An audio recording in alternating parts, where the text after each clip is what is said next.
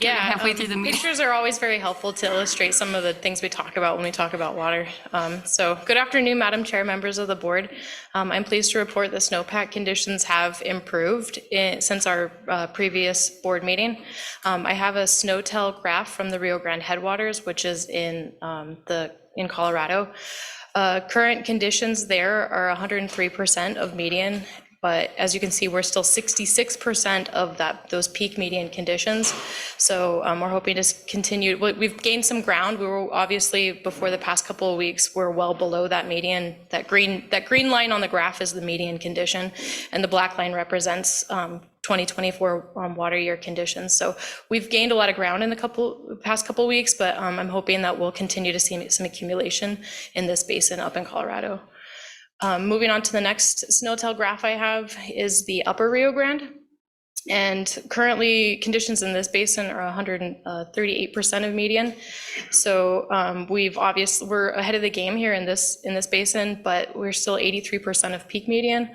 Although if you look at the graph, it looks like we're above that peak. So I think we're ahead of the game here in the upper Rio Grande. And so this basin actually includes the Rio Chama and the Sangre de Cristos as well. So in a lot of this accumulation is actually in the Sangre de Cristos.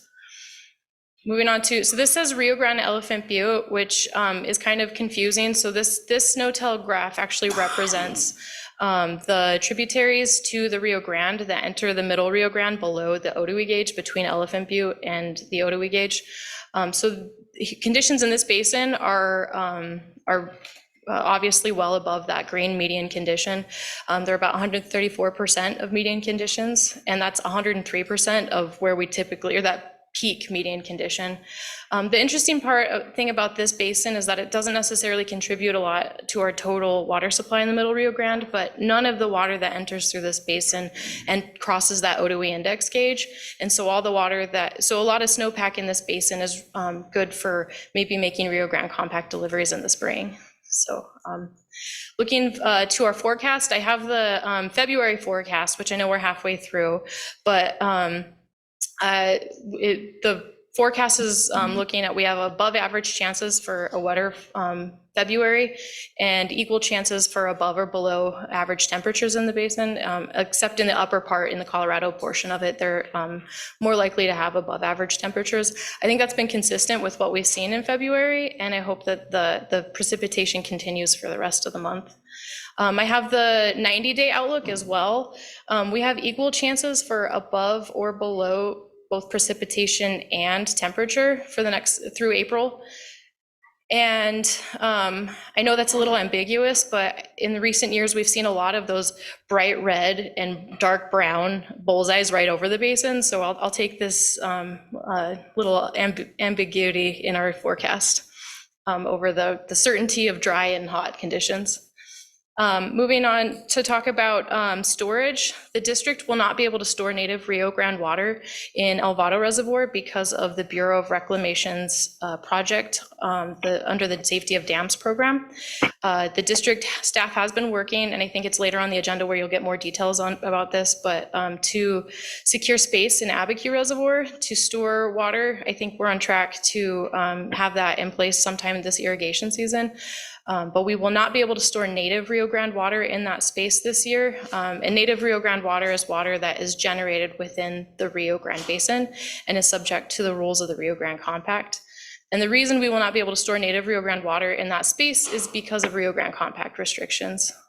The district will have its 2024 San Juan Chama allocation available to it for storage this year. The San Juan Chama water comes from the San Juan Basin through the Bureau of Reclamation San Juan Chama project. Because that water originates in a different river basin, that water is not subject to the rules of the Rio Grande Compact. So it's much more flexible with when and where we can store it. Whether or not we have a full allocation this year it's too early to tell, because that's dependent on how much water that basin produces. But conditions in that basin are about 100% of the 30-year median. So I'm optimistic we'll get a full allocation. A full allocation for the district of San Juan Chamawater is 20,900 acre feet, and that's a very small proportion of our total water supply. And so I think after spring runoff, if we will start to release our San Juan Chamawater to augment those low summer flows. But if we do not see significant inflows from monsoon storms this summer, I think we can anticipate being a runner of the river system again this year.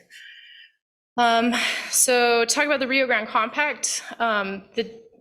New Mexico ended 2022, 93,000 acre feet in debt, and the estimated debt for the end of 2023 is 120,000 acre feet. So in 2023, New Mexico will likely have grown its Rio Grande Compact debt. The official numbers will come out at the Rio Grande Compact Commission meeting in April, but so the compact debt has grown in 2023.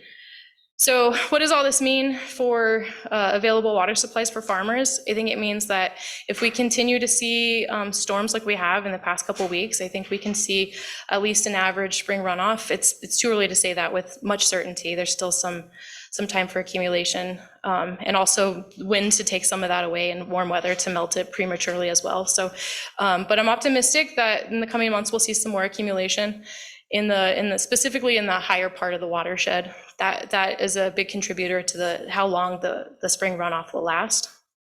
So if we continue to on trend with what we've seen in the past couple of weeks with more accumulation in the high mountains, I think that we can expect to make irrigation deliveries reliably through the spring.